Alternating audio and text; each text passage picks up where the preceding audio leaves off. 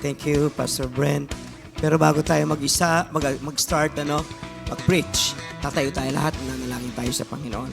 Lord, marami pong salamat. Pagpalain mo po kami. Kami ay iyong mga anak. Kami ay family.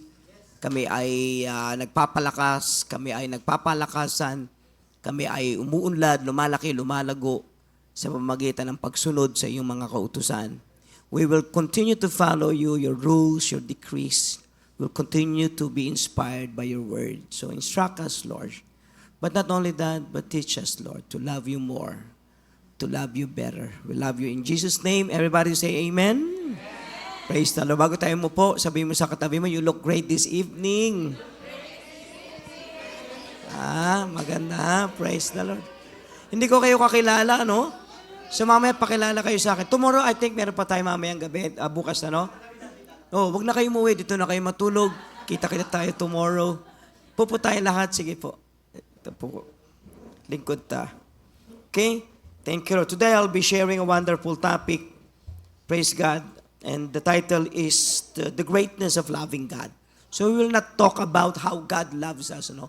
Because we are being bombarded every day, every Sunday of the teaching that we are loved by God. No doubt about it. How many here benefited from the love of God? Taas sa kamay. Ilan dito ang nagbenepisyo na mahal na mahal? Ilan dito ang mahal na mahal ng Panginoon? Taas sa kamay. Amen. Alam ko yun, mahal na mahal nyo ang Panginoon. Mahal na mahal tayo ng Panginoon. Ano? But the question is, how about you? Do you love God? Anong sagot? Kung sa manang tubag, dahil? Yes, sabi nyo. Can we go to Matthew 22:33 to 40. Sabi rito, the title of the word, the narrative here is loving God.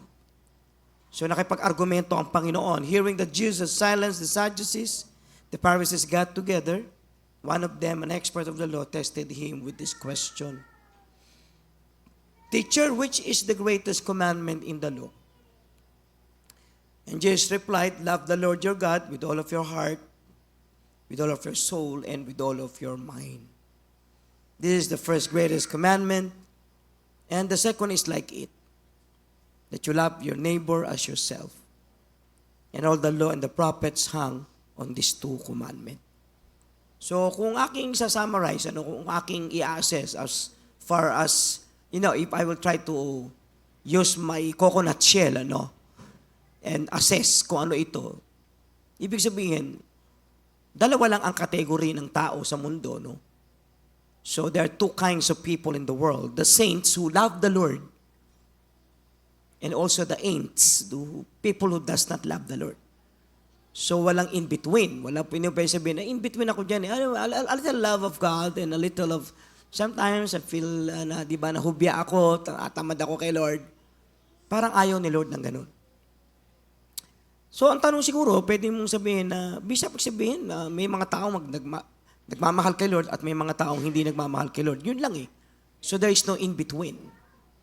Sa Bible, lagi, if you go to the book of Proverbs, it's only the fool, the folly, the fool, and the people who has wisdom. The matalino, the foolish, di ba? The person who is full of wisdom. Di ba? So whether you are unrighteous or you are righteous, whether you are wicked or you are a saint or a holy person. So there's no in-between. Sabi mo nga sa katabi mo, there's no in-between. So huwag kayong magkasalita na walang kausap, ha? Okay, nakakatakot yan, ha? Lagi may kausap, okay? Ngayon, pag pinuntahan natin ngayon, siguro ang tanong nyo, Bishop, meron bang mga tao na kahit anong gawin ko, ay hindi talaga magmamahal sa Diyos? At in-identify ba talaga sa Bible na may tao talaga na kahit anong gawin mo, hindi talaga nila mamahalin si Lord? So let's allow the scripture to answer this question. Exodus 24:6. Nirender dito yung 10 Commandments. Nilatag na ng Panginoon through the great prophet Moses. Pumanik na siya, tapos binaba na niya. At yung pangalawang utos, eto na, sinabi niya. Ito yung pinakapangalawa. Tapos, ang dami nitong words. Among all the 10 commandments rendered, naku, ang haba nito. Kasi pag binilang mo nito, Tama, bilangin ko lang muna ha. 1, 2, 3, 4, 5, 6, 7, 8, 9, 10, 11, 12, 13, 14, 15, 16, 17, 18, 19, 20, 21, 22, 23, 24, 25, 26, 27, 28, 29, 30, 31, 32, 34, 35, 6, 7, 8, 39, 40, 41, 42. I think this is more or less around 70 words. Kasi may isang commandment daw, thou shall not steal. Thou shall not steal. 4 na words lang. Di ba? Meron pang isang commandment daw, thou shall not kill your mother-in-law. May nakalagay doon. Hindi, wala nun. Okay. So, 4 lang, no? Di ba?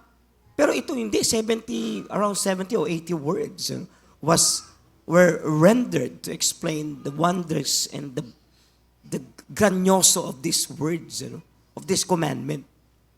So you shall not make of yourself an image in the form of anything in heaven above, or on earth beneath, or in waters below.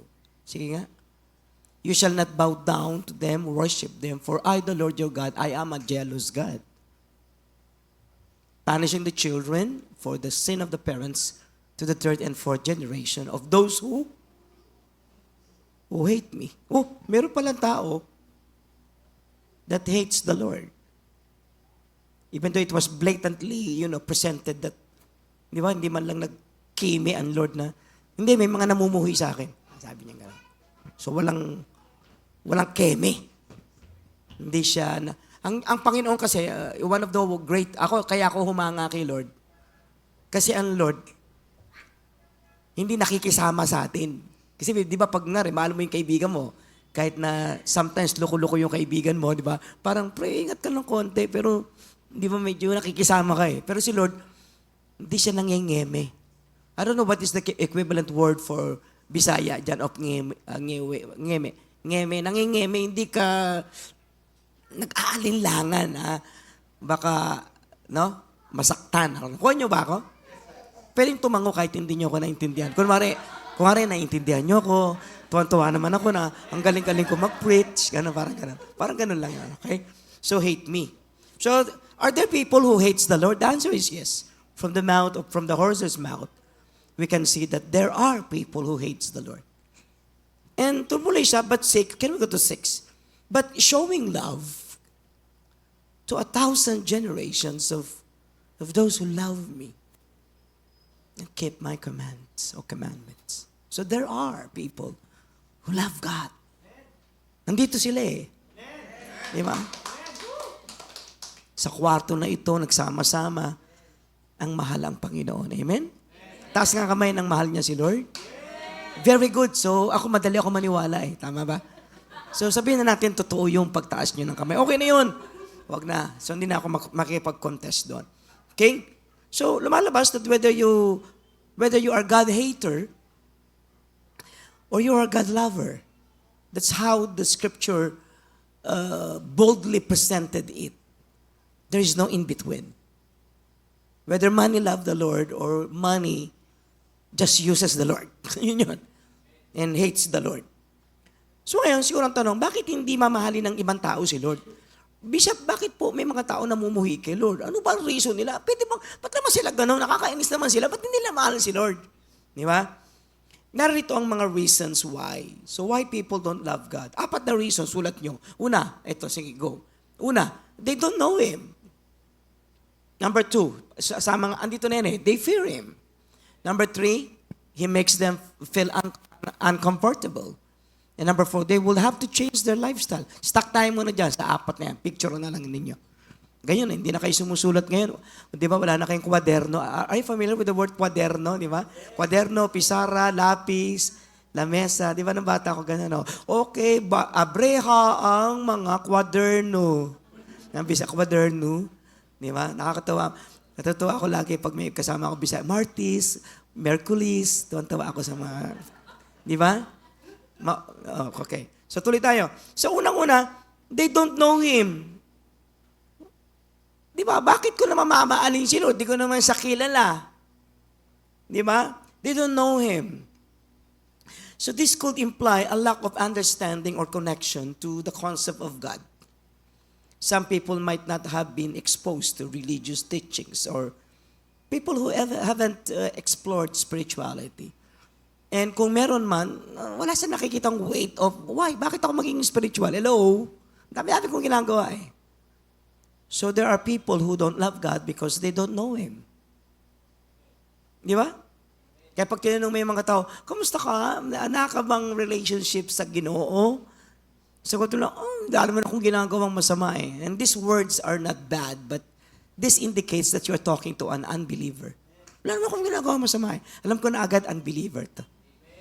Di ba? Ganda nung sinabi, pero hindi yun ang appropriate tubag, tama ba?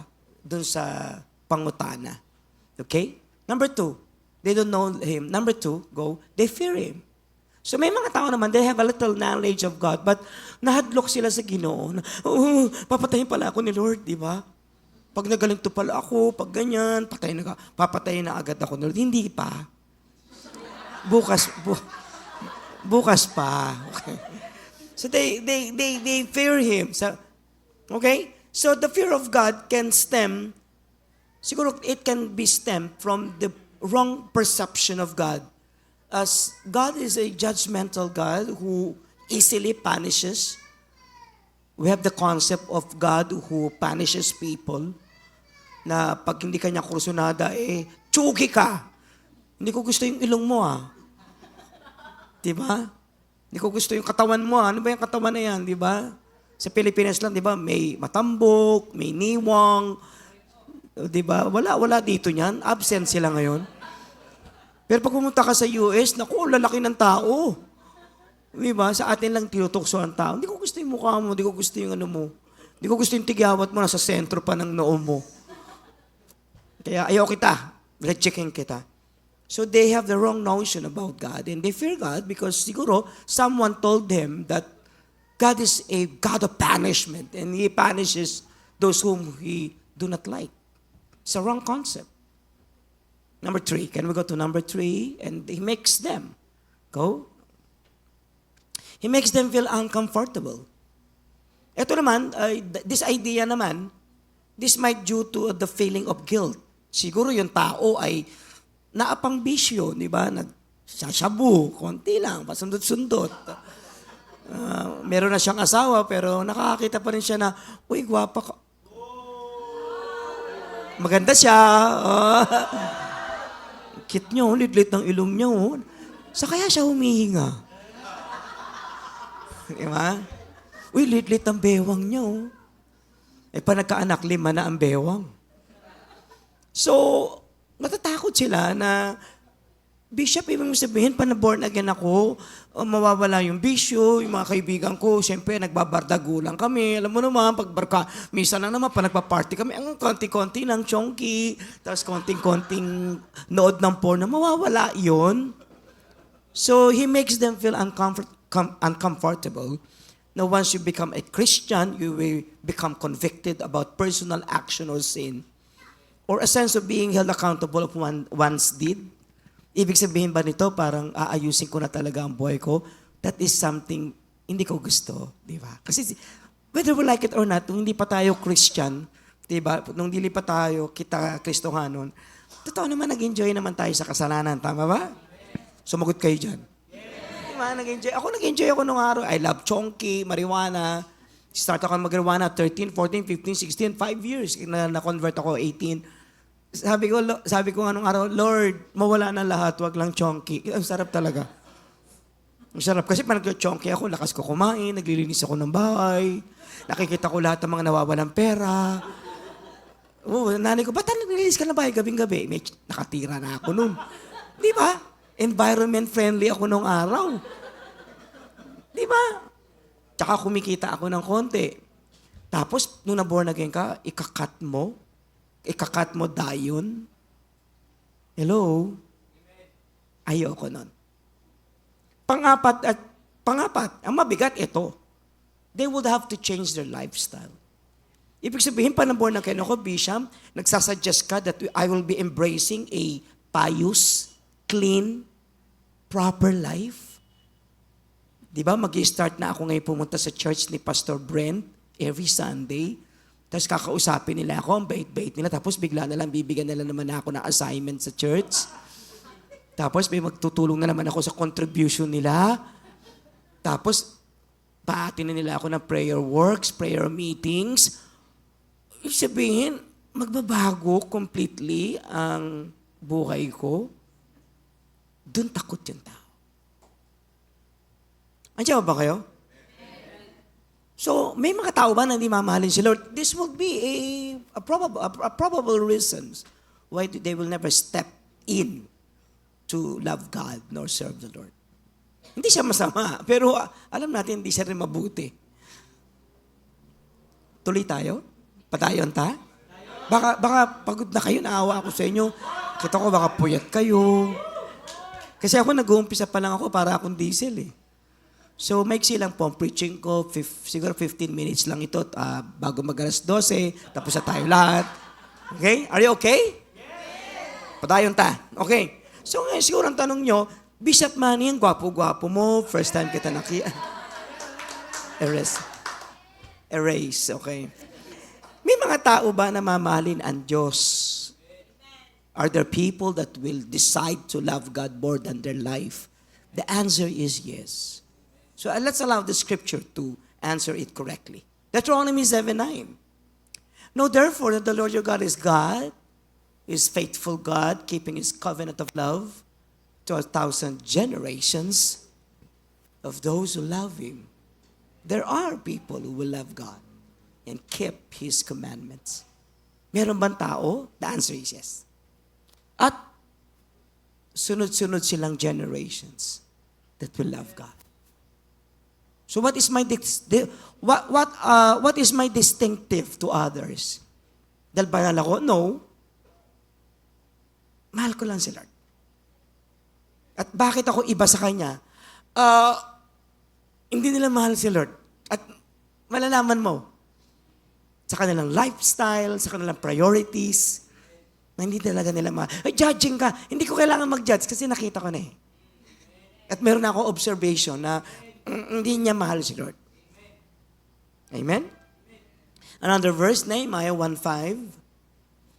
Lord, the God of heaven, the great and awesome God who keeps his covenant of love. Kanino? Aba, with those who love him and keep his commandments. So nakikipag-covenant daw si Lord sa mga nagmamahal sa Kanya. At love niya lahat to. So no amount of almsgiving. Di ba there are politicians who love daw to serve the Lord, serve people, and they are just using the people. Di ba? To cover their shamefulness.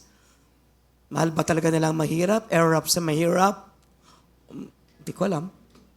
Pero I'm not talking about erap, but that slogan is, di ba, addressed to all the politicians na they are using the mahirap dahil mahal daw nila Lord. Hindi porket mahal mo ang mahirap, mahal mo si Lord. Hindi. Hindi ganun yun. At alam mo yun, kung Kristiyano ka, alam mo yun. At kung hindi ka Kristiyano, makikipag-argumento. Hindi, pas mahal mo mahirap, mahal mo si Lord. Hindi.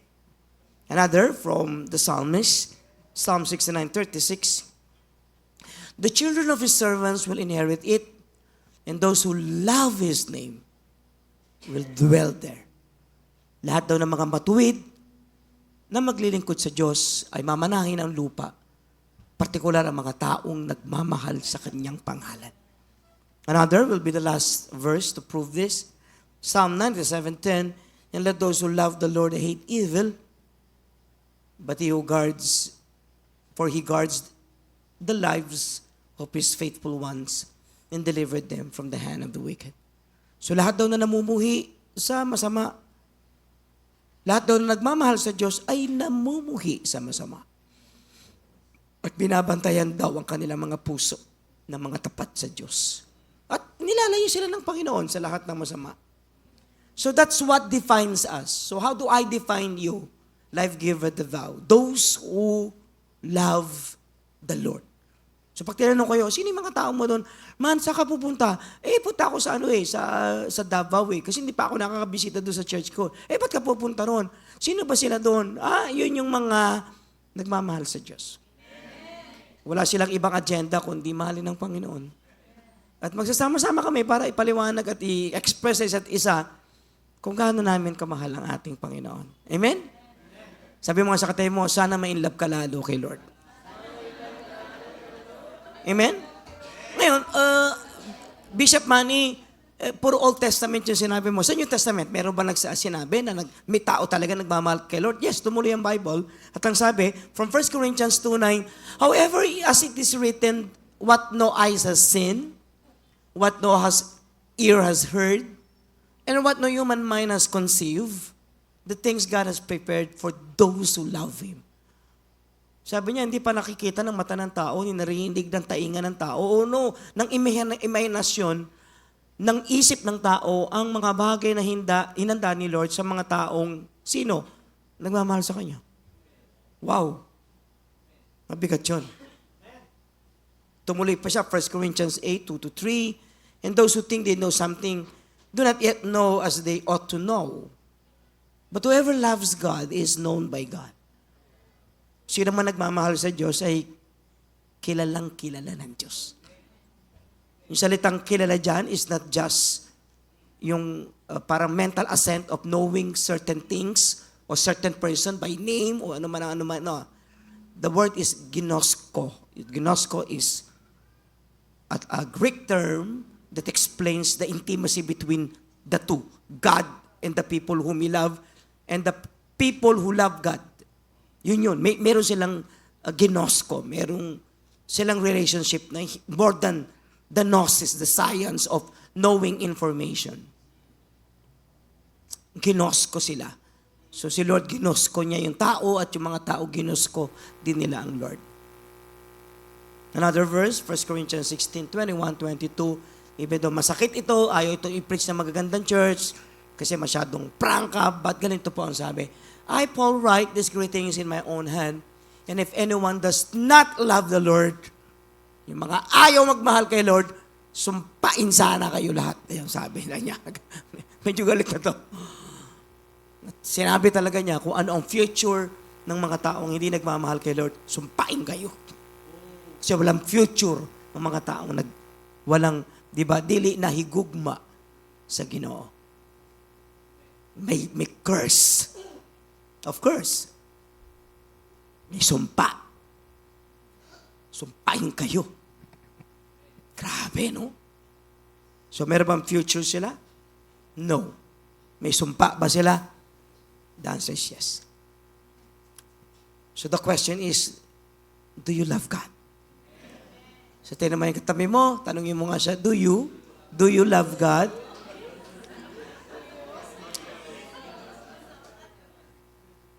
Anong sagot? Naku, dali-dali niya naman sumagot. Wala man na kayong kapakipakipot dyan. Di ba? Something to ponder. Do I really love God? How? How do you love God? God is the God of love. Pero ang tanong, do you love Him? They love God, not even know Him? That's shocking. You will see it in their lifestyle. There are a lot of wrong ideas of how to love God. What characteristic do you have to prove that you love God? Since love is a major issue of life. Kayo rito, lahat kayo. Kung pumunta kayo sa church, lahat kayo may issue sa love. Whether may issue kayo sa love ng tatay niyo, tatay ko, hindi naman ako mahal ng tatay ko. Kaya may kapatid ako sa labas nung nakita ako, Kuya, magkamukha kami. Parang ang dami mo na makakamukha, ako pa. Iyak lang siya na iyak, Papu, Kuya, grabe. Wala akong tatay, buti pa kayo may tatay, buti pa kayo nakasama niyo ang tatay. Pero ako, grabe, hindi ko alam ang identity ko, hindi ko alam saan ako pupunta, dahil wala akong ama na nagmahal sa akin. Iyak siya ng iyak. At sumagot ako sa kanya. Sabi ko, Chel, pasalamat ka nga, hindi mo nakita si tatay.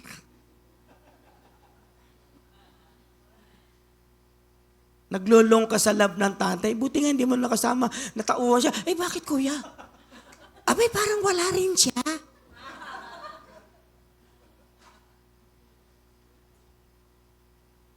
Hindi mo siya kailangan, ang kailangan mo ang Diyos Ama. Kasi kulang. Kahit buhay ang tatay, nakasama mo siya, maigsi lang na panahon, pero kulang. At hindi mapupunan ng sino man. Kayo lahat may tanong, nanay ko may paborito, ang ate ko hindi ako mahal, yung boyfriend ko iniwan ako. Ilan dito ang iniwan ng boyfriend niya? Nawala naman siya naging boyfriend. Iniwan ako. Sino? Wala naman ang iwan sa iyo Ano yung iniimot-imot mo dyan? Sa bunutan kita. Sorry. Diba? Ang dami nating hang-ups, ang dami nating, sana mahal ako ng tao. Hindi. Ang tanong, mahal mo ba si Lord? Lagi tayo naghahanap ng pagmamahal ng kapwa, asawa, anak, tatay, di ba, magulang, kaibigan. Iniwan ako ng mga kaibigan ko. Kaiwan-iwan ka naman talaga Puro ka ano? Hindi yun makakapagpuno sa iyo. Even the most loved person in the world cannot say that he or she is complete. Never. That the love of person will complete you. Never. It is your love for God that will complete your life. Kapag mahal mo ang Diyos, puno ka. At mag-overflow yun. Sa church kahit hindi wala ako pinansin ni pastor. Yung bishop na yan, hindi man lang ako pinansin. Paano kita papansinin? Naapakan nga kita. Huwag kang maglong sa pagmamahal ng tao. I-develop mo yung pagmamahal mo sa Diyos. Amen?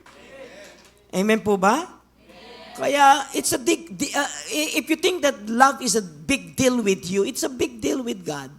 As a matter of fact, sabi sa John chapter 1 verse 12, nang sino mang tumanggap sa Panginoong Jesucristo ay binigyan niya ng karapatang tawaging anak ng Diyos. Ang unang-unang pinrovide agad ng Panginoon sa atin, hindi naman pera Hindi naman agad maayos na building, maayos na damit, sinina, sapatos, pera, allotment. Hindi.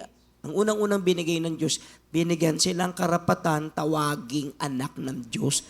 Anak ng Diyos, meron kang tatay. At yun ang identity natin. Matthew 22, 34, 40, nakita na natin ang kwento, di ba? May nagtanong sa Panginoon. At nung nagtanong sa Panginoon, kasi katatalo lang niya ng mga Sadducees, nagkaroon ng tanungan si Kristo at ng mga Sadducees, natalo niya. So bumwelta ngayon yung kalaban, this time Pharisees na ang nagtanong. At ang tanong ay hindi tanong ng isang tao, nagtatanong para maliwanagan. Ang tao ay nagtatanong para siya siluin, talunin, upang magawan ng kaso ang Panginoon. So this is not a question from a person who's seeking God. No, this is not a seeker's question. This is a question of a person who has a wrong intention. Amen? Hearing the Jews that silenced the Sadducees, the Pharisees got together, and one of them, an expert of the law, tested him with this question, "Teacher, which is the greatest commandment in the law?" And Jesus replied, love the Lord your God with all of your heart, with all of your soul, with all of your mind. And this is the first greatest commandment. The second is like it, that you love your neighbor as yourself. And all the law and the prophets hang on these two commandments. And Jesus was able to silence the person who asked the question. Brilliantly sinagot niya. Gulat sila, sino to? Paano niya nalaman? Sa atin, parang yung tanong ay simple at ang sagot ni Christ ay simple. Kasi siguro, probably nakabasa ka. Pero hindi ho. Sinusukat ho siya. Sabi niya, ilang laws ba yun? How many laws are we talking about here in this question? Around 613 laws? Among 613 laws, what is the greatest? The 613 laws plus the added laws, man-made laws, around 1,500 up to 1,800. So 1,518 plus 613. So among those laws, what is the greatest? And Jesus brilliantly answered it. Ito lang. Sabi niya, mahalin mo ang Diyos mo. Hindi yung pag wala ka ng pera, Diyos ko po. Hindi. Kaya ka malungkot, di mo kasi mahal ang Diyos. Kaya maggulo buhay mo, hindi mo mahal ang Diyos. At kahit Iba ka pa na mag-iba ng asawa, hindi ka makukumpleto at gugulo lang ang buhay mo. Kasi bakit? Hindi mo mahal ang Diyos. Sana dito mga magulang ko, sana nakapili ako ng magulang kahit magaling pa yung magulang mo at mabait pa yung magulang mo, di gagandang buhay mo kasi magulo ka talaga. At hindi ka talaga magmamahal. Kata sinagot niya, gusto mong gumanda buhay mo, mahalin mo Diyos mo. Ng buong puso, sabi-sabi nga buong puso, buong isip, buong kalooban. Lumalabas ang sinagot niya, is the basis, sige, it's the basis, sige, go, it's the basis, it is not only the basis, but it is the standard, not only the standard, but it is the measure or the measurement, and last, it is the summary. So, pag nabuhay ka sa mundong ito, sana matutunan mong magmahal sa Diyos. At bago ka sana mamatay, i-elevate mo, pataasin, pagandahin, karirin mo ang pagmamahal sa Diyos. Hindi corny. Bishop, bata pa ako, mamahalin ko ba kay Lord? Mamahalin ko ba si Lord? Dapat lang! Huwag ka na mag-addict dyan. Huwag ka nang magkagulo ang buhay mo agad bata ka, mahalin. Lugi ako, sana matikman ko muna yung mga bisyo bago ko. Huwag na! How I wish sana na na-born again ako as, di ba sa age ng 5 years old, sana bata pa ako nakilala ko na kay Lord. Kasi sana hindi ko na dinaanan lahat ng kamundungan. At sabi ng ba, mamahalin ko na lang si Lord pag matanda na ako. Hindi din. So, mentras bata ka, lalo na kung matanda ka na, at amoy lupa ka na, lalo mong mahalin ang Diyos. Ito mo, amoy lupa. Hello? Sa church natin, dapat kaya ka nagpupunta rito dahil mahal mo lang si Lord. Hindi na yung, ako na rito, hindi nila ako mahal. Tumigil ka dyan, kaya nang magulo buhay mo. Gusto mo gumanda buhay mo, mahalin mo si Lord. Pag mahal mo si Lord, maaga ka sa church. Kung ako sa inyo, Sabado pa lang, nandito na kayo. Sobra naman yun. Huwag nyo nang buksan yung aircon, magastos. So, love God with all. Hindi, di ba? At ang sagot niya, nagulat siya. Sabi niya gano'n, no? Sabi niya gano'n, mahalin nyo ang Diyos ng all. Hindi magbibigay si all kapag may wrong idea or misconception tayo about loving God. Sabi niya, mahal ko naman si Lord na. Bakit? I fear Him naman Di ba? I fear Him. Takot naman ako kay Lord, mahal. Hindi porket natatakot ka kay Lord, mahal mo si Lord. Ang demonyo nga may fear sa Lord Mahal ba niya si Lord? Hindi. Ako natatakot ako kay Lord, di ba? Nadok ako sa Ginoo, naigugma ako sa Kanya. Hindi. Hindi porket mahal mo si Lord, may takot ka sa Kanya, mahal mo si Lord. Number 2, I feel needy. Alam mo, mahal ko si Lord kasi kailangan ko siya Naku, hindi porket you feel needy, you love God. Baka nga ginagamit mo lang si Lord dahil alam mo naman talagang sumasagot siya sa panalangin. What if one day wala ka nang sagot sa panalangin? Ako, marami akong panalangin hindi sinagot. Ang una kong panalangin hindi sinasagot. Lord, kunin mo na lahat ng kaaway ko. Hindi pa nasasagot ng Panginoon. So, hindi lahat ng prayer sinasagot ni Lord. Amen? Hindi porket you feel needy of God is that you love God. No. Lalo ka na, alam ko, maarte ka lang dyan at drama-drama mo lang yan. Maraming Kristiyanong con artist. Number 3, I serve Him naman Bishop, nakakanta naman ako kumakanta. Pag kumakanta nga ako, bumababa na si Lord. Nafe-feel namin. Oo, pinapalayas ka na kasi. Tahimik ka na anak. Nandito na ako. Saba diha. I serve Him. Idol. Kaya ka naman nagsiserve. Idol ka, wala ka naman ginagawa. Pag may trabaho ka na, makikita ka pa ba? Hindi na. Kaya ka nag-serve ka, Lord, kasi wala ka pang jowa, pero pa nakakita ka na ng magandang jowa. Yang itsura mo na yan, nakakuha pa ng magandang jowa. Lord, pinagpalang lubos yung tao. Di ba? Ganun sila. Pero pag kayo na, wala na si Lord. Amen? Kaya ka naman nag-serve ka kasi masarap din maging leader. At kapag naging leader ka na, nabibigyan ka ng assignment mag-preach, at kapag nagpipreach ka, nag-host ka, nakikinig ang tao. Pag sabi mo, palakpak na tayo, palakpak ang tao. Taas na, tindog kitang tanan. Di ba? Taas na atong mga kamot. Aba, sumusunod ang tao. Hindi ba may cravings yun? Nung araw naman ay kutos-kutosan ka lang sa bahay. Sarap. O kaya maging pastor ka. Nung naging pastor ka na, napapaliwanag mo ang Bible. Hindi ka naman magaling magpaliwanag, pero nag-i-amen ang tao. Wow! Hindi, wala kang pinapaliwanag, amen na agad ng tao.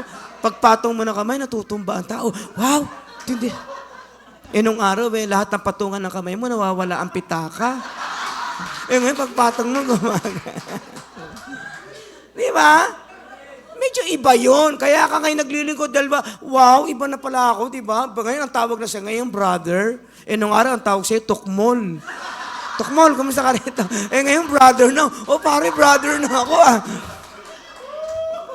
Do you really love God? Because may certain degree na nag-change sa buhay mo. What if wala yan? Huwag tayo maglokohan dito. Masarap mag-song lead. Masarap mag-drums. Di ba? Ang church ay skill developer ang church. Saka galing po, ba't magaling kang IT? Sa church po kami. Tintin ang church mo Ang company hindi nagpo-produce niyan. Pero ang church nagpo-produce ng IT. Pati ET, alam niyo yung ET? Nagpo-produce ang church. Extraterrestrial being. Ilan ang mga song leaders at mga drummers, keyboardista ngayon ang naging sikat, katulad ng Beatles, ay dating mga song leaders ng church. Yung namatay na si Houston ay magaling na song leader. Huwag yung memenosin ng church. Pero ang tanong, pag sikat ka na, magsiserve ka ba sa church? O lilipat ka sa church na, hindi na ako belong sa mga ito di ba? Di ba? Lalo na kung yung katabi mo may amoy. Anong amoy yan? Para amoy Moriarty ka, kapatid. Hindi itong, hindi, di ba? Dati ka naman ganun din. Yun So I serve Him because you love God, and you serve God, and serving God proves that you love God. No. And number 4, I give naman to God Bibigay ako ng tithes, ng offerings ko So we do religious things for God because we are obligated. And you have proven that in giving, talaga, alam mo, grabe naman ang giving na ito. Ito lang ang binigay ko. Ito naman ang resulta. Ako ang buhay ko, balagang magic talaga yung tithing. Power yan. Ang dami ko nabiling property, ang dami ko napuntahan, nabili dahil sa tithing na yan. Hanggang ngayon yan. Ang iniisip mo lagi, sinong bibigyan? Sinong pastor ang bibilang ganito? Ganyan. At pag in-elevate mo ang giving mo, magugulat ka sa miracle ng pera mo. Siguro may perang galing sa negosyo at clear, may pera sa negosyo. Pero iba ang pera na galing sa giving. May tumayo na agad, parang ayun. Ganyan yan Pag giving na napapatayo. And we mistake giving to God with loving God. Because loving God is not just giving, but giving your whole life for God. Sabi niya that you must love God with all. I have a question. Kung all, may natira ba? Wala naman Kaya in everything we do, what is my purpose in doing this? What is your real motivation? Why you give? Why you serve? Why you fear? Why you feel needy about God? So by saying you love God with all, it covers your whole life and your whole being. When you say love God with all of your mind, about how you think, what is in your mind. Di ba yun ang tanong lagi ng Facebook? What is in your mind? Anong nasa isip mo? That's the question. Loving God with all our soul and heart, ibig sabihin, my affection is controlled by loving God. My whole being is control of loving God. and loving God with all your strength, how you move sa bawat equation ng life mo, 16 ka, tapos naging 36 ka na, will you continue loving God? O, career naman. What if 56 ka na? Lalo na, kasi kayo naman mag-serve. Ako matagal na nag-serve. Hindi yun ang sinasabi ng with all your strength. Kaya ang tanong, by saying loving God with all, may natira ba? If you are not willing to give God all, ano pa kaya mong ibigay? In the first place, bakit all ang binibigay at hinihingi ni Lord? Wala ka naman talaga eh. Meron ka ba? Meron bang galing sa'yo? Wala naman ah. Yung ganda mo ba? Kagwapuan mo galing sa'yo? Wala naman ah.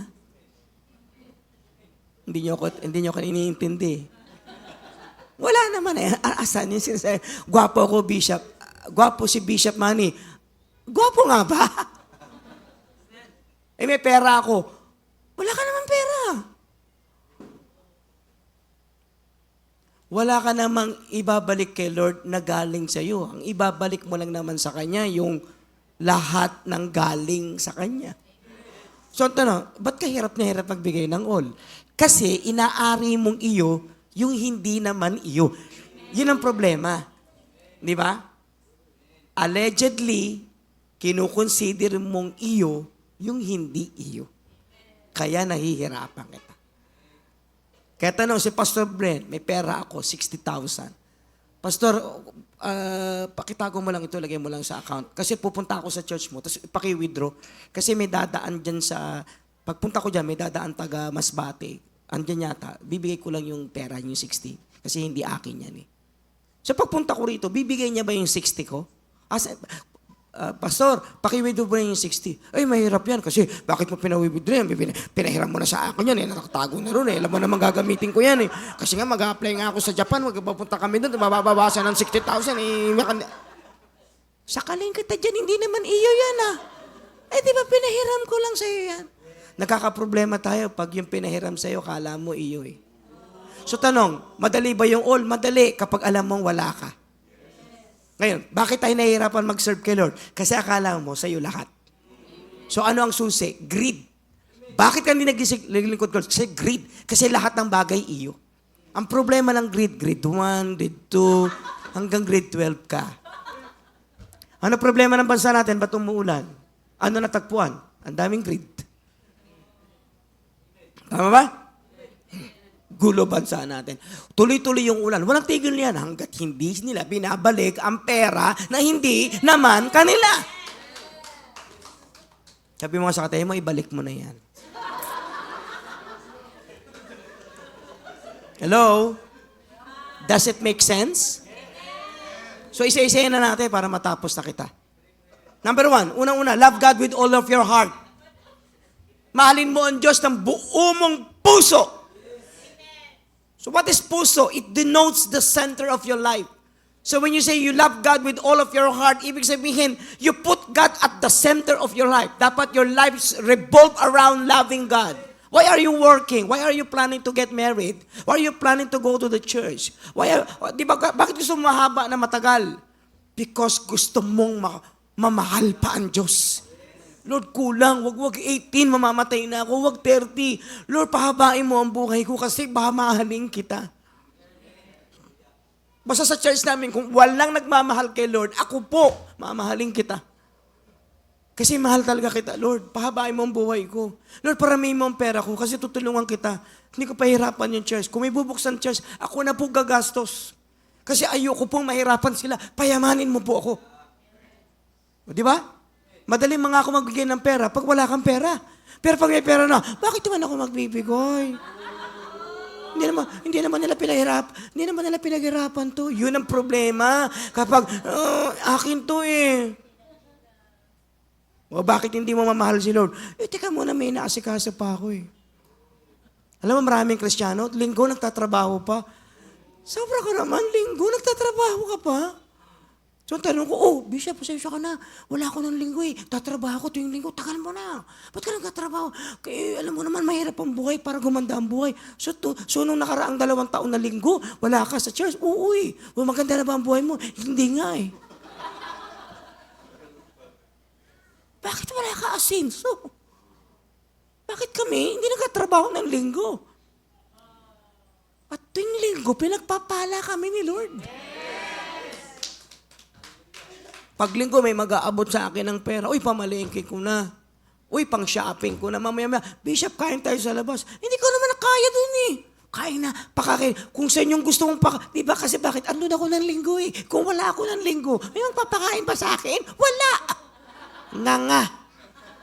Sabi mo sa atin mo, magpakita ka kasi.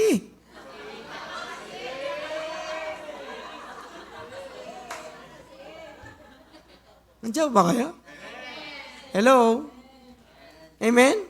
Galaw-galaw. Sabi mo sa atin mo, galaw-galaw.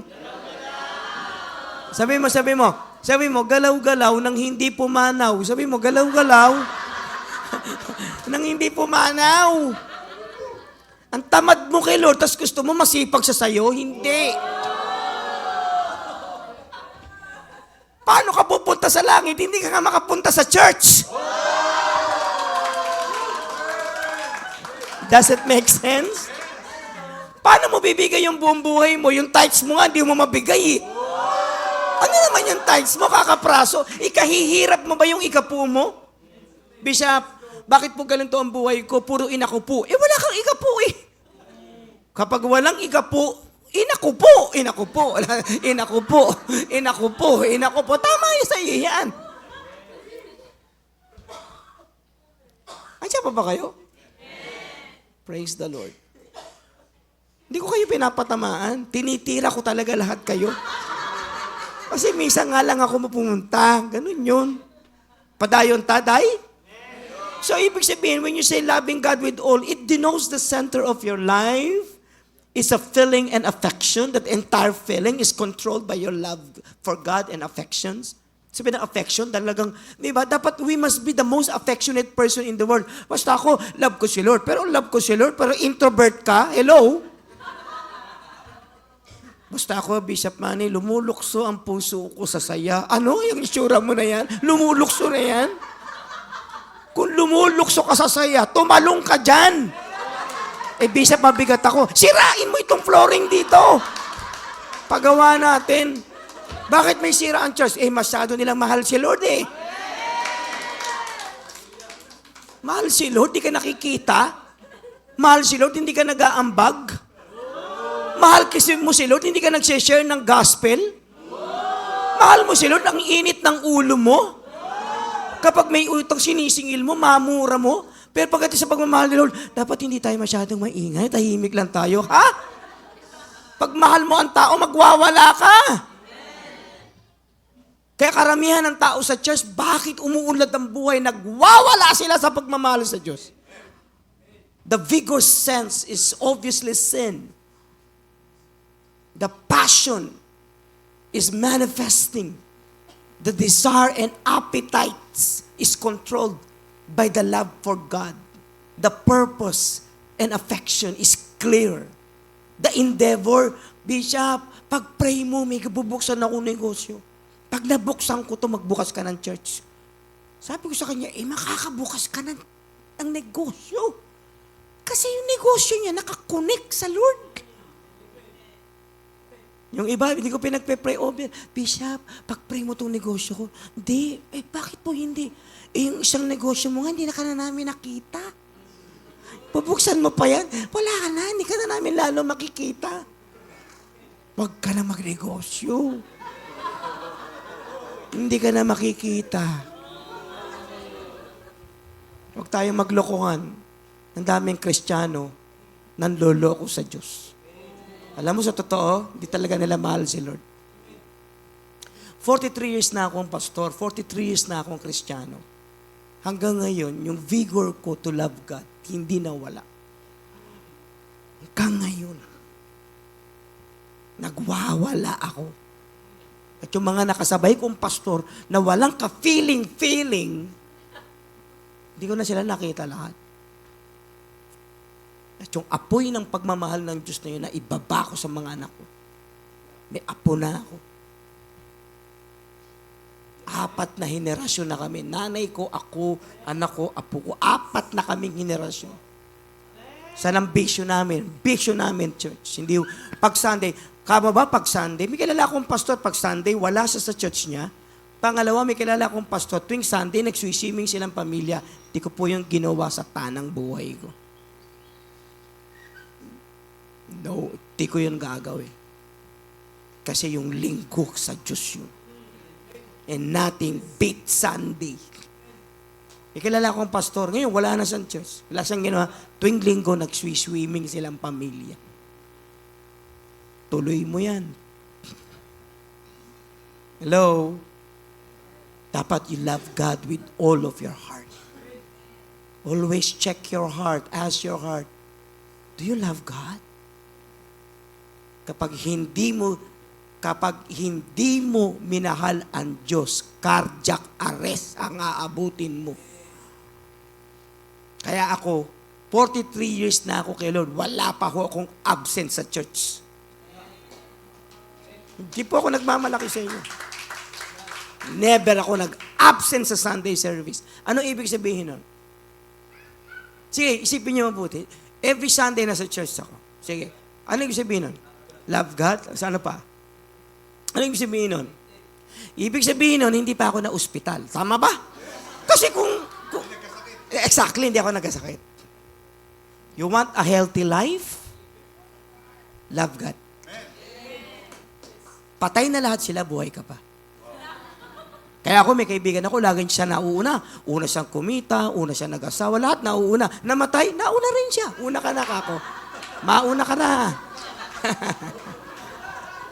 Kaya sila gusto mauna, paunahin mo lahat sila.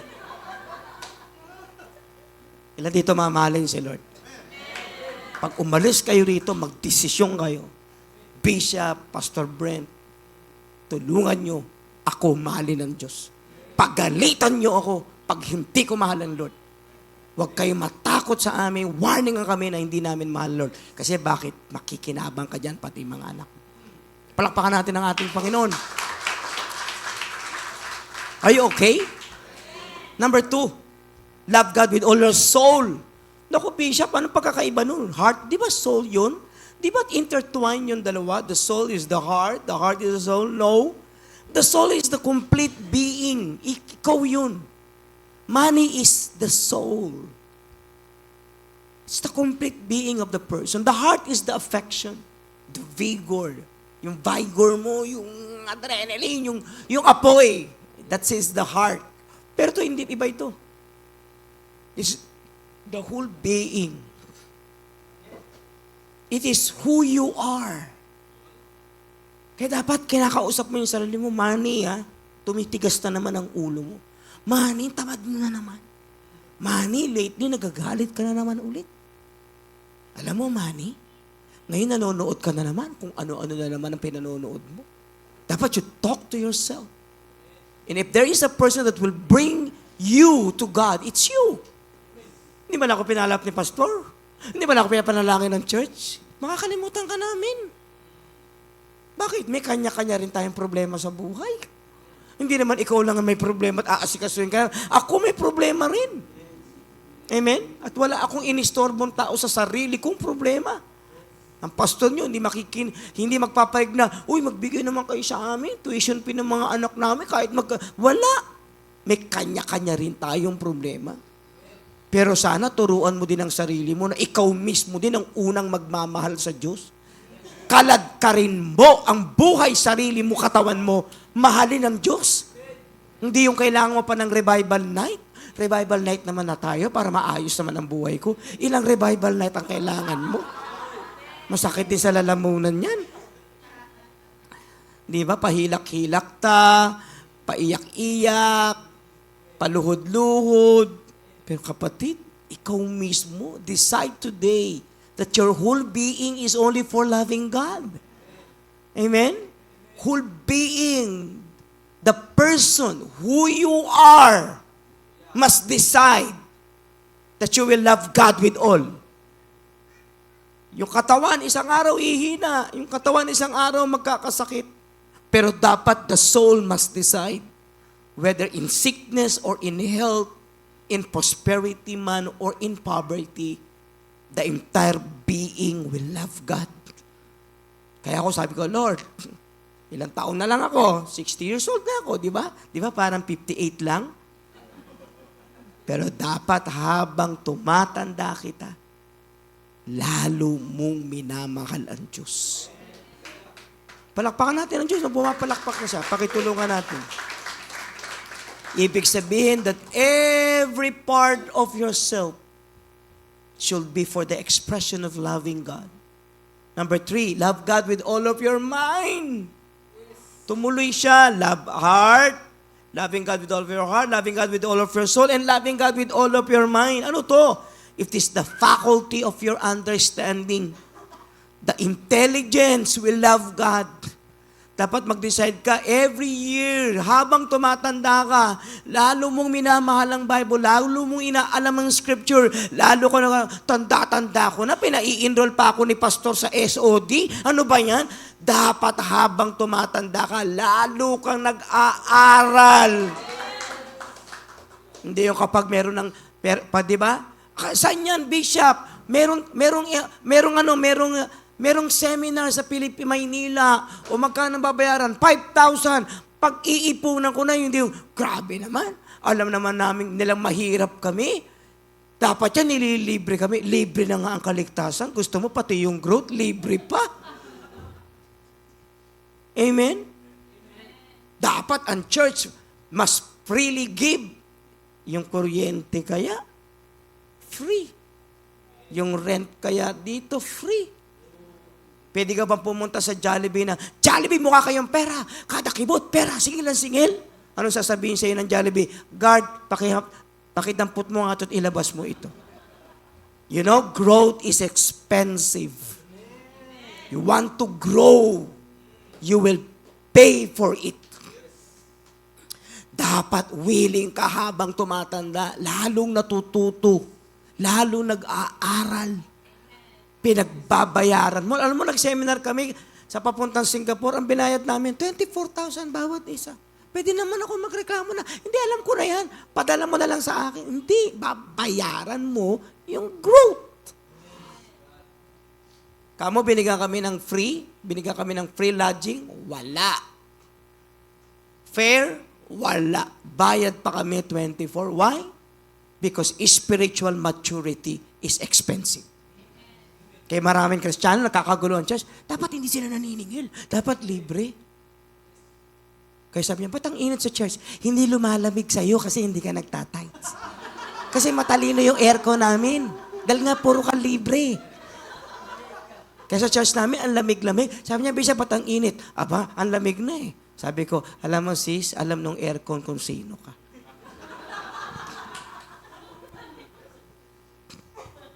Daming Kristohanon, makunat sa Diyos.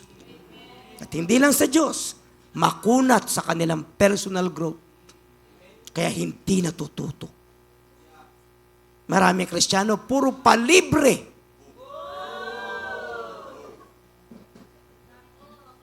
Walang growth sa libre. Nandiyan ba kayo? Gusto mong libre, languyin mo, papuntang Maynila, lumanguy ka. 4 na pong araw para makarating ka. Huwag ka sanang kainin ng pating, kapatid. Love God with all of your mind. The way you think must be revolved around loving God. Kaya magugulat kayo, mga Kristiyanong lumalago, Bishop, nanaginip ako kay Lord. Grabe, biyak ako, kinausap niya ako. Kasi the person really loves the Lord. The intention must be pure. Not only this, but the volition. Sulat na natin yung volition. Yung faculty mo to decide, that is the volition eh. Dapat, Lord, anong gagawin ko? Mag-aasawa ko. Sino gusto mo mapangasawa ko? Dapat kinukonsum ng pag-iisip na malinis, bunga na mabuting salita ng Diyos, ang isang tunay na taong nagmamahal sa Diyos. Kaya ako, tatlong ginawa ko. Unang-unang magandang intention ko, tsaka magandang volition. Yung ginawa ko talaga, una, nagdesisyon akong tanggapin ng Panginoon bilang Panginoon tagapagligtas. March 8 yun, 1983. Tama yung desisyon ko yun.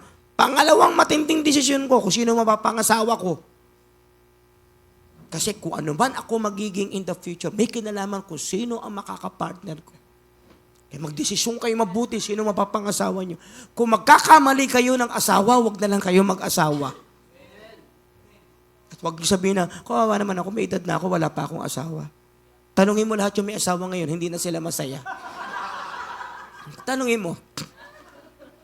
Sabi ng mga babae, alam mo kung sino na pangasawa ko? Si Satanas. Si Satanas daw na pangasawa niya. Yung isa naman, yung kapatid ni Satanas na pangasawa ko. Bilo mo magbalae pa silang dalawa. Kasi ito si Satanas na pangasawa, ito naman yung asawa, kapatid ni Satanas. Patid, magdesisyon kayo sino makakapartner nyo sa buhay. At pangatlo, na desisyong gagawin nyo, yung maglingkod sa Diyos. Tanggapin si Jesus, mapapangasawa, pangatlo, magdesisyong maglingkod sa Diyos. Pag ginawa mo yan, sasaya ka. Nga pala, kahit maghirap ka, makinig mabuti, kahit mahirap ka at hindi naging maganda ang buhay mo, maswerte ka pa rin sa mga hindi anak ng Diyos. Kahit na hindi pa maganda buhay mo. Angat ka pa rin sa kanila. Kasi bakit? Dito lang hindi maganda ang buhay mo. Pagdating mo sa langit, kaganda ng buhay mo. Pagdating mo sa langit, ang bahay mo ang laki. Para pumunta ka from sala hanggang kusina, sasakay ka ng jeep. Hindi ba ang laki? Para nga may punta na kusina. Eh dito ang bahay mo, isang hakbang, sala na. Isang hakbang, kwarto na. Pag isang hakbang, wag na. Kapitbahay na yan. Walang maganda sa lupa. Bumawi ka sa langit. Loving God with all of your mind, please, hayaan mo mag-control ng isip mo ang pagmamahal mo sa Diyos. Kung mahal ko ang Diyos, gagawin ko ba to? Kung hindi, wag mo nang gawin yan. Does it make sense? Parang walang katapusan. So why should I love God with all? Will be the question. Bishop, bakit kailangan ko mahalin ang Diyos ng all? Kasi number one, because He created you for that purpose. He is the reason why you're here. He sent Jesus to die for the world. And His Son died for us. The greatest expression of God's love. Hindi siya mahirap mahalin. And you were created for that purpose. Of what? Of loving God. So anong difference ko sa iba? Hindi nila mahal si Lord. Mahal ko po si Lord. Huwag mo kami husgahan, hindi namin mahal si Lord. Hindi ko po kailangan kayong husgahan kasi kitang-kita na ho na hindi ho nyo mahal si Lord. At hindi ho ako naghuhusga. Kasi kaya ko ho magbalanse at kaya ko mag-observe. Yung mere observation ko, nagpapakita na po, alam ko hindi nyo po mahal si Lord. Maraming Kristiyano born again, hindi nila mahal si Lord. Grabe naman si Bishop, sasabihin niya, hindi ako mahal Lord. Hindi po talaga si Lord mahal. Tanungin niyo ako bakit. 2 taong ka hindi nagsisimba, sabi mo, mahal mo si Lord. Kung kami nagsisimba, hindi pa namin alam kung mahal namin si Lord. Tapos ikaw hindi ka nagsisimba, mahal mo si Lord. Eh, ikaw na. Sis, ikaw na. Ikaw na talaga. Kami nagtatrabaho para pag nagka-tithes kami, ito yung tithes, bigyan mo ako ng resibo, may darating pa akong tithes para may pera ang church. Tapos ikaw hindi ka nagta-tithes, sasabihin mo, anak ka ng Diyos. No way. Sa pumupunta ang pera mo, pupunta ang pera mo sa bisyo, pupunta ang pera mo sa kamunduhan, pupunta ang pera mo sa gadget. Tapos kami, ang pera namin goes to the Lord. Tapos ikaw ang nagmamahal kay Lord. Eh, ikaw na. Brad, ikaw na. So, huwag mo sasabihin, ginuusgahan kita. Bakit? Pag mahal mo si Lord, ang buhay mo uuwi at uuwi sa ating Panginoon Diyos. Palakpakan natin ang Panginoon. Tid, mga kapatid ko ako sa inyo, mahalin niyo ang Diyos. Sobra si Lord. Hindi nakakahinayang mahalin ng Diyos. At kapag mahal mo ang Diyos, maniwala ka, bless ka. Andiyan ba kayo? Because He created you for the purpose. Number 2, God's commitment to us. Bakit ko mamahalin si Lord? Aba, saka naman nakita minahal ko ang Lord, tapos may commitment siya sa akin. Ano commitment ni Lord sa akin? Una, He will never leave us. Hindi mahirap mahalin si Lord. Bakit? Hindi niya ako iiwan. Mag-iisip ba ako na, mamahalin ko ba ang Lord? Huwag mo nang pag-isipan. Kasi bakit? Hindi ka niya iiwan. Ang dami na nga nang iwan sa iyo eh. Ako, ang tagal ko ng pastor, ilan na nang iwan sa akin ay kadamo, day. Daghan. Pero ang mahalaga, hindi ako iniwan nila. Nagpapatuloy tayo. Palakpakan natin ang Diyos. Mag-ingay tayo. Amen. Number 2, bakit ko mamahalin si Lord? He will supply all our needs. Wala akong hiningi na kailangan na hindi binigay ng Diyos. At wala akong hindi kailangan na hindi niya binigay. At ang bagay na hindi niya binigay, alam niya hindi ko kailangan. Mahirap ba mahalin si Lord? Hindi. Meron bang taong binigay lahat yung kailangan mo? Hindi. Pero may Diyos kang alam niya. Sinupply niya. Number 3, He answers our prayers. Ba't ko mamahalin si Lord? Sinasagot niya yung panalangin ko. Pang-4, He forgives our sins. Saka naman nakakita ng Diyos na ang laki-laki na gawa mong mali at pagkakasala, and yet sa kabila ng mga ito, pinatawad niya ang lahat ng aking kasalanan. Meron akong Diyos na malilimutin sa kasalanan. Na pag sinabi ko, Lord, patawarin mo ako, nagawa ko nung last year. Sagot ni Lord, ano? Yung kasalanan ko. Anong kasalanan? Mani, ang mga pinatawad ko, nilimot na. As far as the east is from the west, so far He removed our transgressions from us. What a great God we serve. God is not hard to be loved. I love God. Why? Because He loved me first. Number 5, He gives us spiritual gifts. Sino naman ako? I am bound to fail. I was the least. Least ako. But yet, nung na-born again tayo, binigyan niya tayo ng spiritual gifts para magamit tayo. Ang iba sa atin nag-start sintonado hanggang sa nagkatuno, hanggang sa maging magaling kumanta. Ang iba sa atin, hindi naman magaling na orator, hindi naman magaling magsalita. Pero ngayon biglang, di ba, bulol. Ngayon, nag-host na sa church, nagpipreach na siya. Ako, bulol. Straight lang ako pag nagmumura. Bigla na lang ako naging preacher. Di ba? Paano naman nangyari yun? He gives us spiritual gifts. Saan naman ako pupunta? Tondo lang. Divisoria. Pretil, blooming tree. Nung nagpastor ako, nakarating na ako ng ilang bansa? 27 nations. Wow. Wow. Wala kang future. Pero binigyan ka ni Lord. Kaya kami minsan nakita kami pamilya, nasa Japan kami. Saan niyo nakuha ang pera niyo? Ba't kayo lahat nasa Japan? Ba't tinatanong kami? Kung saan daw namin nakuha yung pera namin? Ba't daw kami nakarating sa Japan? Sinagot ko nga eh. Sa langit nga makakarating kami, sa Japan pa. Hello? Huwag niyong minosin ang Diyos namin sa buhay namin. Baka ikaw sa Divisoria ka lang makakarating. Anak ng Diyos, kapatid, ipopromote ka ni Lord. From ordinary to extraordinary. From normal to above normal. Huwag abnormal, above normal. From natural to supernatural. Huwag mo minosin ang anak ng Diyos. Magpa-api kayo. Kasi magugulat kayo, paano kayo tataas? Kaya api pa more. Hindi naman magaling mag-English yan, api pa more. Hindi naman maganda asawa niya, api pa more. Wala naman kinabukasan niya, api pa more. Because God gives us spiritual gifts. So are there reasons for us to leave God? No. Kung iiwan mo si Lord, mali ka. Next. Wala yata katapusan tong preaching na ito. He has prepared a place in eternity for us. Hindi lang dito ang buhay natin. At kung sakali, masira ang marriage mo, masira yung negosyo mo, masira ang ministry mo, basta pagkatapos ng buhay mo sa lupa, ay may buhay na walang hanggan.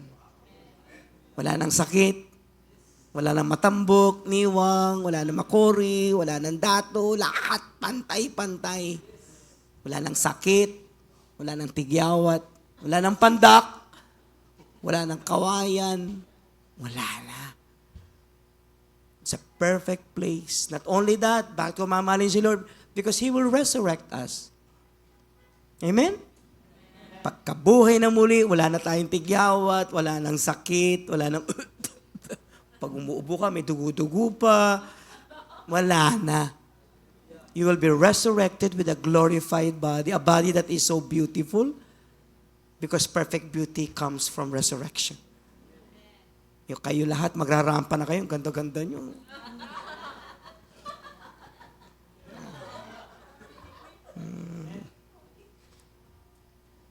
Sarap kay Lord.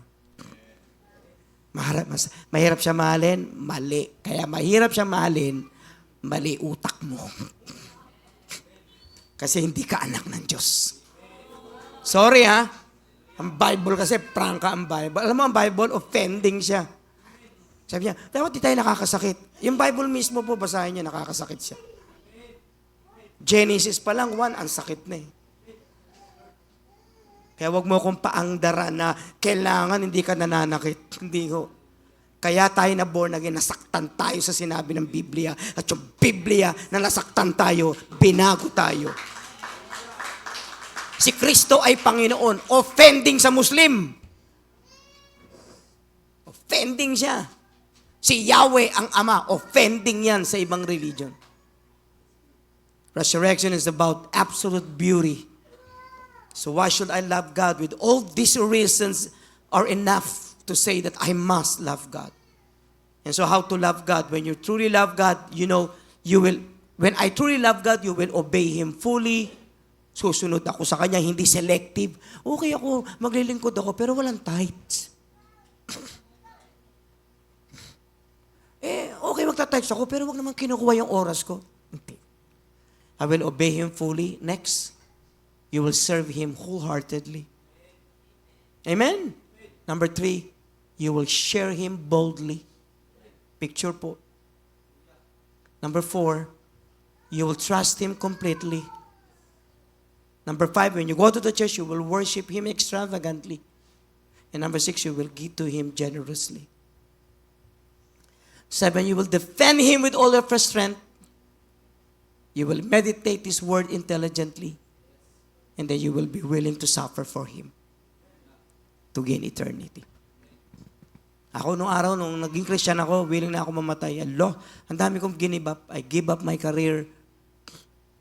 Nagkatrabaho na ako sa isang prestigious Class A architectural firm.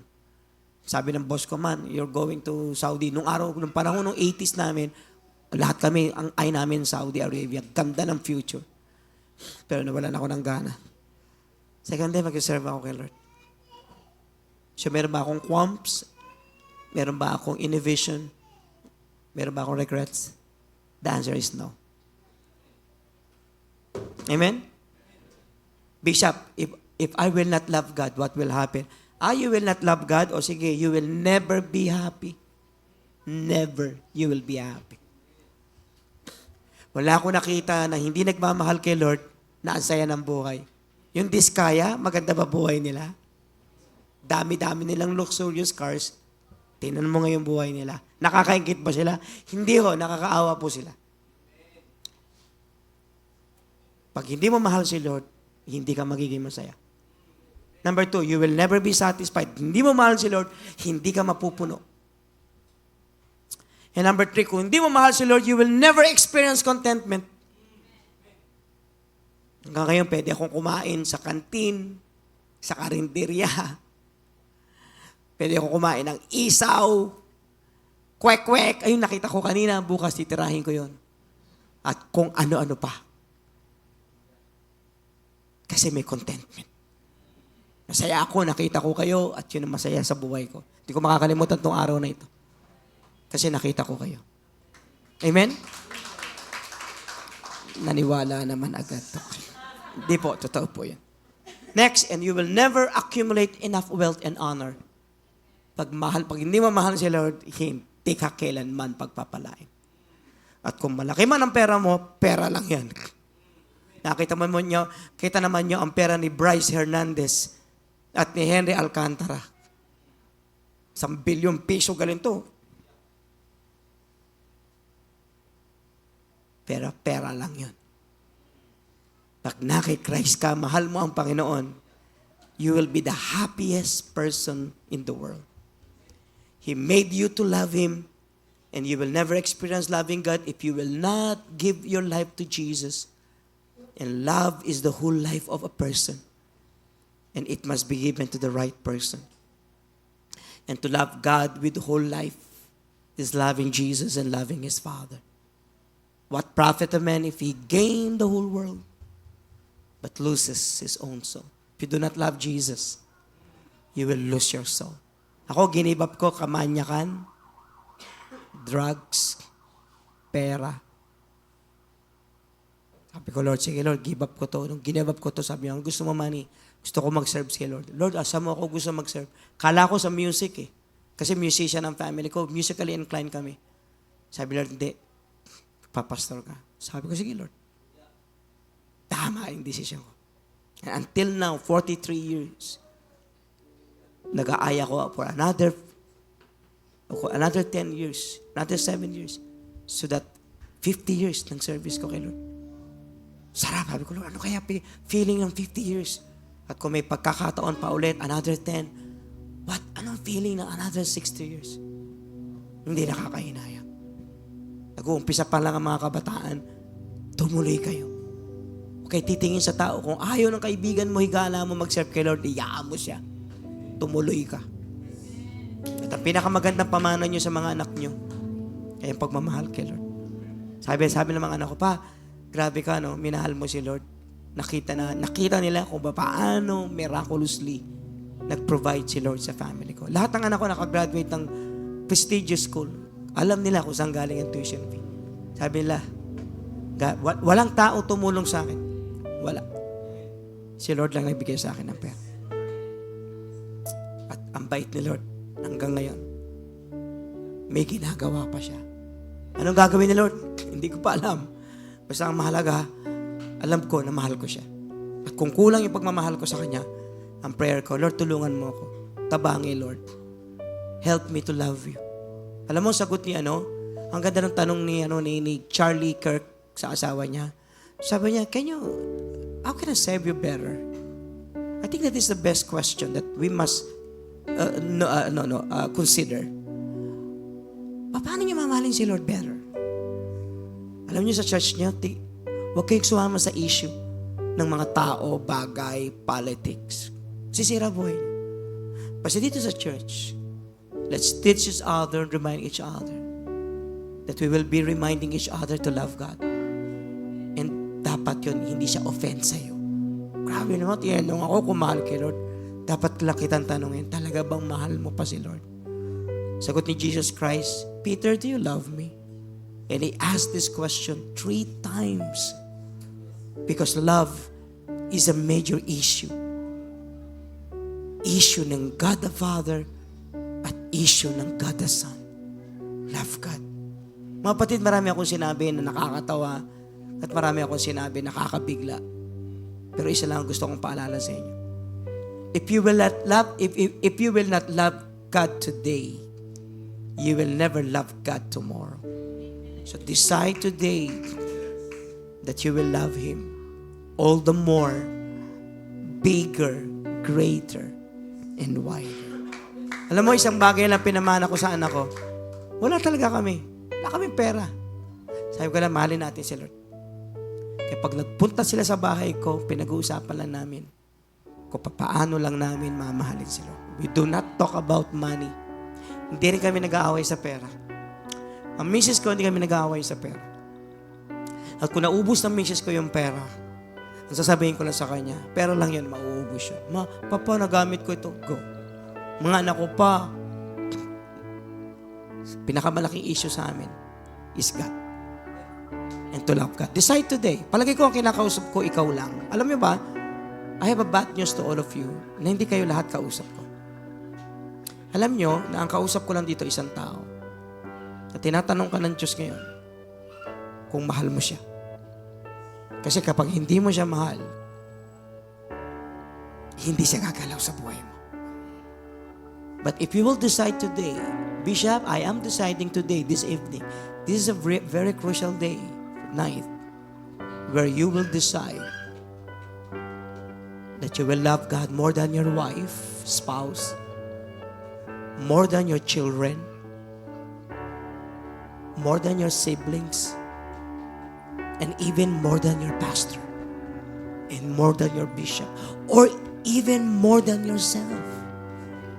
Kasi pag nasagot mo, Bishop, desisyon na ako, patay kung patay. Yung iba nga nagpapakamatay kay Duterte, kay Presidente. What more magpakamatay tayo sa Panginoon? Si Richard Kirk, hindi tumigil mismo sa harapan ng opisina ng rainbow flag. Sinasangyaw, nagwawali, nagpipreach sa autobangan, sa madamo ng mga tao, taga ng mga tao. Ang sinasabi niya, nahigugma ako sa Ginoo. Decide today that you will love God. Not only love God, that you will bow down under the love of God. At the count of 3, punta kayo sa harapan dito. Di ba, lumuhod kayo. Sabi mo, Lord, tulungan mo ako to love you more, to love you better, to love you greater. Kasi alam mo, hindi talaga tayo marunong magmahal kay Lord. At kung aamin ka, hindi ako marunong magmahal kay Lord. Lord, tabangi, tulungan mo ako. Kasi pag mahal mo si Lord, maniwala ka, tapos na po lahat ito.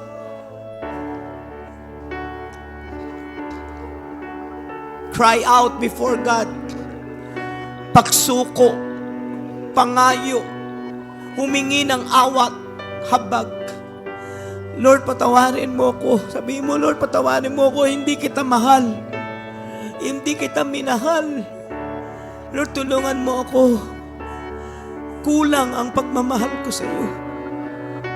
Confess right now. At mamaya, I will pray na sumiklab sa puso mo ang pagmamahal sa Diyos. Mag-alab ka ng husto na mahalin mo ang Diyos ng buhay. Kasi pag minahal mo ang Diyos ng buo, maniwala ka sa akin, buo ka, puno ka, bless ka.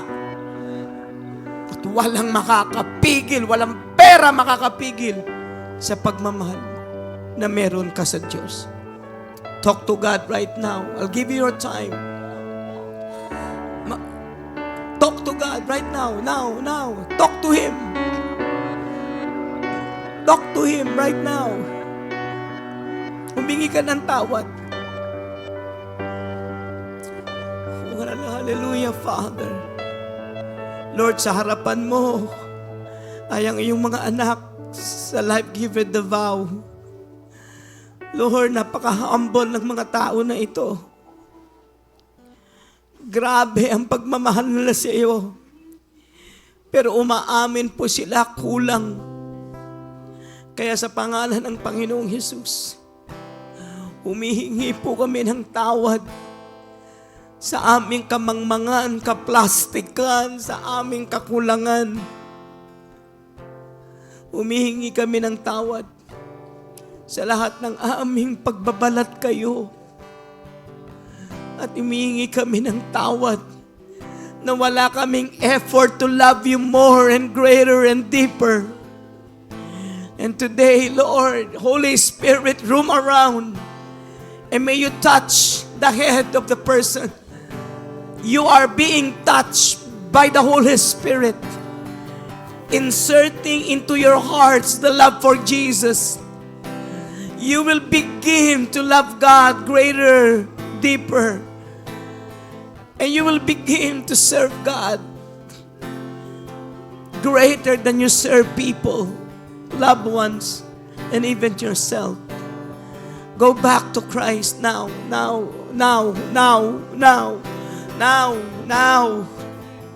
The Holy Spirit is touching you now. Oh, hallelujah. Wail, mourn, mourn. Hallelujah. Hallelujah, Jesus. Greater and deeper. Greater and deeper.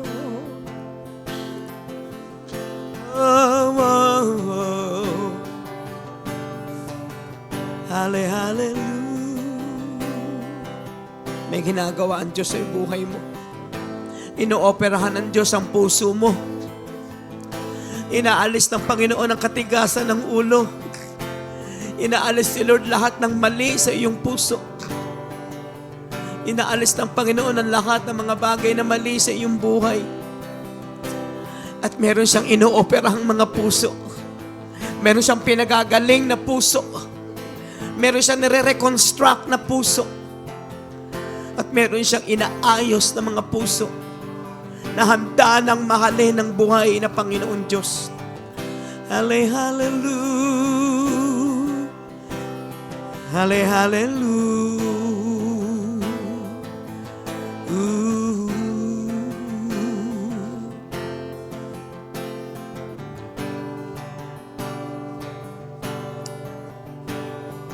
I love you, Lord, and I lift my voice, worship you, oh my soul, rejoice, joy, my King, in what you hear, make me a sweet, sweet sound. In your ear,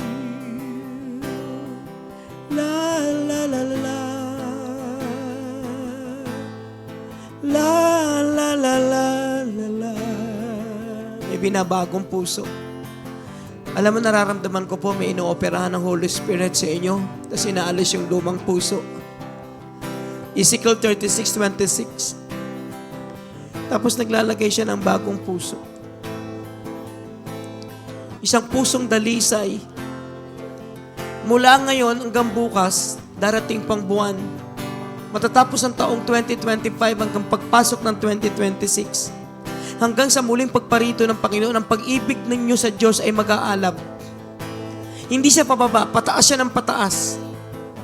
You will be the most loving person in the world. You will be the most committed person, Christian in the world. You will be the most anointed believer of the Lord.